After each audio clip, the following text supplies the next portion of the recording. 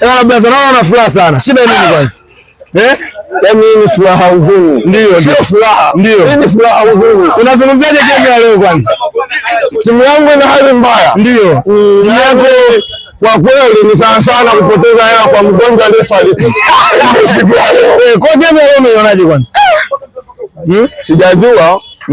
Sijajua maana tumemwaga pesa lakini hali bado ni mbaya. Na niliona wapinzani walipata penalty. Hiyo penalty unaionaje kwa wewe mshabiki? Ni sahihi. Ni sahihi. Ni nafasi sema wameshindwa kuitumia kwa ujinga wao.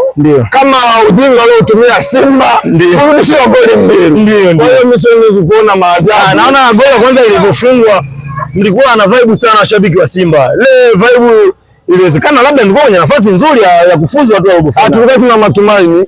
Tulikuwa na matumaini makubwa na klabu yetu kulingana na usajili tuliofanya. Lakini kiukweli game ya leo imetukata. Afu historia tumemdhalilisha hata mwenyekiti wetu. Mara tumempigia sana kelele Mangungu lakini ametuletea wachezaji wazuri wenye ubora. Ila sasa kilichotokea leo ndio. Kuna mshabiki mwingine hapa Simba.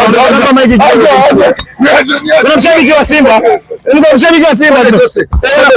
Bwana mambo vipi? Unazungumzaje game ya leo mtani? Simba imecheza vizuri. Ni timu ni Simba ni Yanga. Mimi sina timu. Ila mimi ni mpenzi tu wa mipira yote.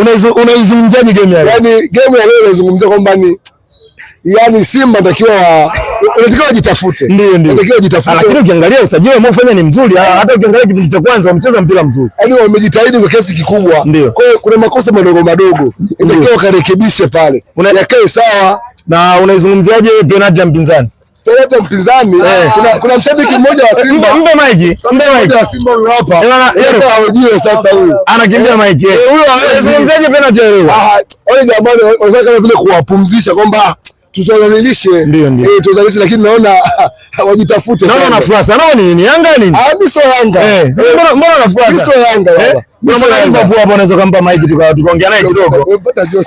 Anasemaje kuhusiana na game ya leo? Bwana Blaza mambo vipi? Uhakika. Kama kawaida. Kama kawa. Na naona umevaa hapo Liverpool. Timu yangu lakini chama lawana. Hivi najua umetoka kucheki game. Game ya Simba na game ya Simba full time nimeiangalia na nimeangalia magepi yote yaliyotokea katika mchezo huu wa leo. Kiuhalisia timu ambayo timu mwenyeji haikuwa na mchezo mzuri kulingana na nafasi walizozipata na uongozi waliokuwa wamepata kuanzia kipindi cha kwanza hadi kipindi cha pili kupoteza uongozi wao. Hicho kilikuwa ni kitu kibaya sana kwa timu mwenyeji.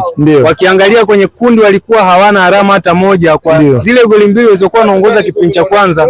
Ilikuwa ni nafasi yao kubwa ya kuwabusti wachezaji na mashabiki kurudi katika game. Sasa mimi namuona mshabiki mmoja hapa sijajua ni wa Simba au Yanga. Nafikiri wao watakuwa ni wana Yanga au wana Simba. Bwana mjomba mambo vipi? Safi niambie. Safi kabisa. Najua umetoka kucheki game. Unazungumzaje game? Kawaida game ilikuwa nzuri sana lakini ndio hivyo matokeo kwa Simba yamekuwa ya ovyo sana. Ila unawashauri nini wapinzani? Wao watafute tu nafasi ya pili kwenye ligi ya Bongo ili msimu ujao. Inaonekana wewe ni Yanga mjomba. Hapana. Ni shabiki la Azam. Washabiki wengi wa Yanga wanajificha kwa Azam wakiwa wanamsema mpinzani. Kuna mjomba